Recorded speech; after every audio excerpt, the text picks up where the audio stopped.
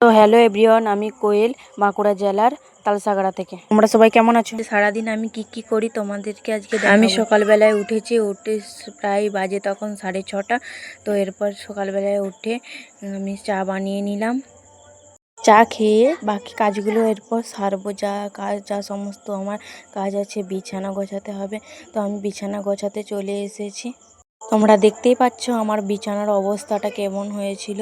তো সব বিছানা আমি সমস্ত বিছানার চাদর সমস্ত কিছু খাট থেকে নামিয়ে নিলাম, ঝেড়ে পরিষ্কার করে এরপর ভালো করে বিছানার চাদরটাকে পেতে নেব। আমার বিছানার চাদর যদি একটু টান টান না হয় আমার ভালো লাগে না। আমি একটু টান টান করে বিছাই। আমার তো টান টান করে বিছানা চাদর পাততে ভালো লাগে। তো দেখতে পাচ্ছ আমার বিছানা চাদরটা পাতা হয়ে গেছে। এরপর বালিশ যা যা আছে আমি সব খাটে ঝেড়ে ঝেড়ে তুলে নেব। তারপর আমি এগুলো একে একে গুছিয়ে রাখবো। মাঝেই আমার মেয়ে এসে বলছে, মা আমি খাটে উঠবো, আমাকে খাটে তুলে দাও। তো একবার দেখতেই পাচ্ছ ভিডিওর মধ্যে ডিস্টার্ব করছে। আমি বললাম যাও একবার বাইরে দিয়ে খেলো, আমার বিছানা গোছানো হয়ে গেলে আমি তোমাকে খাটে নিয়ে আসবো, তুমি খাটে বসে বসে খেলা করবে।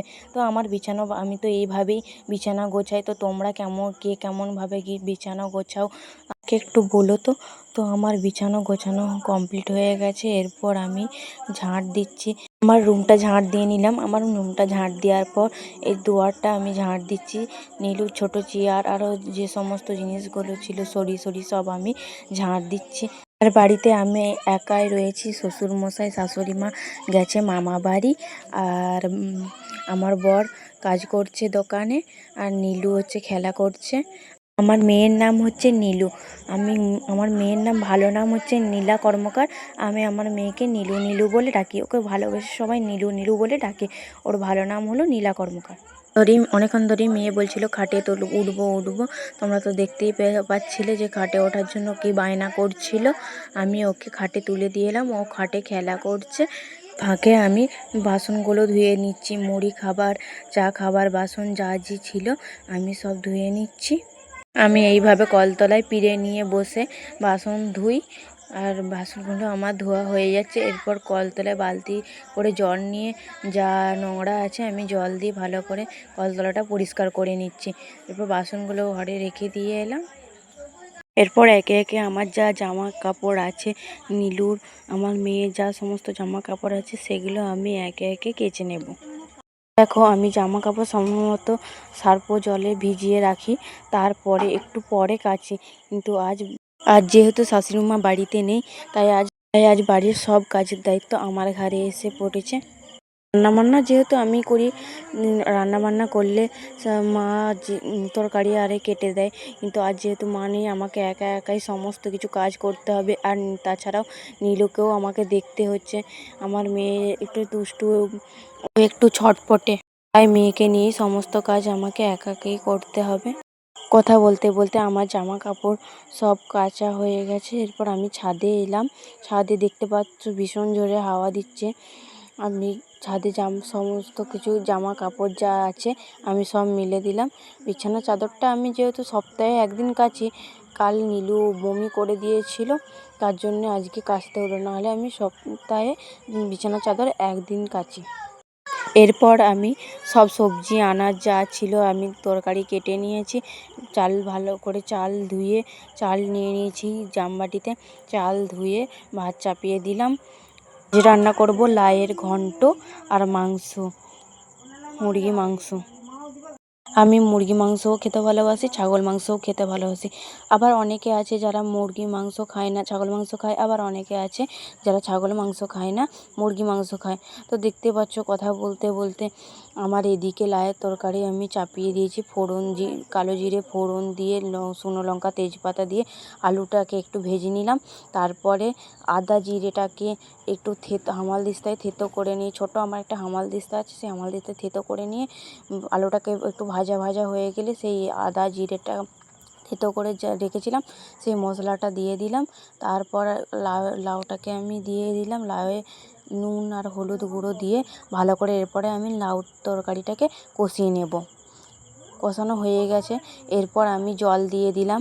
এবার নীলুর লেগে একটু তুলে রেখে আমি লঙ্কা গুঁড়ি দিয়েছি, নাহলে নীলু ঝাল খেতে পারে না। ও তো ছোটো, এখনও ঝালটা খাওয়া ধরেনি, ওর জন্যে আঝাল তুলে রাখি। বাচ্চারা একটু একটু ঝাল খাওয়ানোটা ভালো, কিন্তু ও একদমই ঝাল খেতে পারে না। তার জন্যে আমি ওর লেগে আগে খাবার তুলে রেখে দিয়ে লঙ্কা গুঁড়ি দিই। দেখলে তো আমি মিক্সিতে আদা, জিরে, ধনে, রসুন পেস্ট করে নিলাম মিক্সিতে। এরপর তো কড়াইয়ে চিনি, শুকনো লঙ্কা, তেজপাতা, গোটা জিরে ফোড়ন দিয়ে তারপরে পেঁয়াজ দিয়ে দিলাম। পেঁয়াজগুলো একটু লাল লাল করে ভাজবো। ভেজে নিয়ে টমেটো, কুচানো টমেটো দেবো, আর তারপরে একটু লবণ দেবো যাতে পেঁয়াজটা আর টমেটোটা একটু গলে যায়। দিয়ে ভালো করে নেড়ে নেব। এরপর আমার যে পেস্ট করে রাখা মশলা, আদা, জিরে, রসুন, ধনে পেস্ট করে রাখা মশলাটা আমি কড়াইয়ে দিয়ে ভালোভাবে কষিয়ে নেব। তারপর হলুদ গুঁড়ো দেব পরিমাণ মতো। একটু নেড়ে নিয়ে ভালোভাবে মশলাটাকে কষাবো। মাংসর মশলা ভালোভাবে না কষলে না, একটু কাঁচা গন্ধটা রয়ে গেলে খেতে ভালো লাগে না, টেস্ট আসে না। তাই ভালোভাবে মশলাটাকে কষিয়ে নিয়ে এরপর দিয়ে দেবো সানরাইজের গরম মশলা।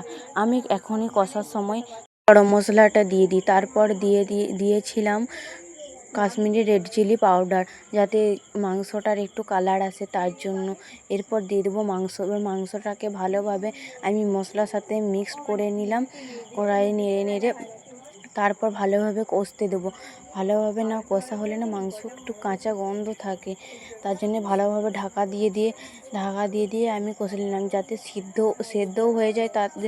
আর আমার মেয়ে একটু মাংস কষা খেতেই ভালোবাসে, তার জন্য আমি ঢাকা দিয়ে যাতে সিদ্ধ হয়ে যায়। ও না মাংস ঝোলের থেকে কষাই বেশি খায়, তার জন্যে ওর জন্য কষা তুলে নিয়েছিলাম, দিয়ে জল ঢেলে দিয়েছিলাম।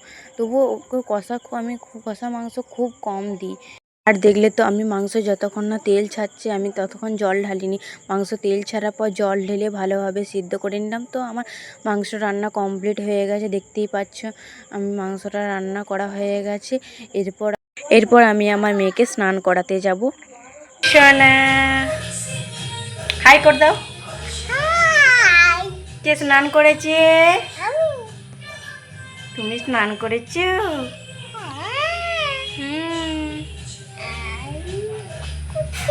মুখটা হাতটা বার করো, মুখটা হাতে বার করো। হাতে নামা, আঙুলটা নামা, ছবি তুলে দিই। এই দিয়ে টাকা দাদা মানিকে দেখা বলে, এই দেখ আমাদের নীলু। তোমরা দেখতেই পেলে আমি মেয়েকে স্নান করিয়ে নিলাম। স্নান করিয়ে ওকে জামা প্যান্ট পরিয়ে চুল আঁচড়ে আমি ওকে একটু ফোনটা দিয়ে এসেছি। দেখতেই তো পাচ্ছিলে যে ফোনটা নেওয়ার জন্য অনেক কান্নাকাটি করছিল, তো ওকে ফোনটা দিয়ে এলাম। ফোন আমি সচরাচর বেশি দিই না, কিন্তু বাড়িতে যেহেতু আজকে কেউ নেই আর ওর একটু কান্নাকাটিটা আজকে বেশি করছিল। ওর বাবার ফোনটা দিয়ে এলাম, তাই বাধ্য হয়ে আমাকে ফোনটা দিতে হয়েছে, নাহলেও আমাকে এইদিকে কাজও করতে দিচ্ছে না। আমার কাছে এসে শুধু বলছে, মা আমাকে কোলে নাও, আমার সাথে খেলতে চলো।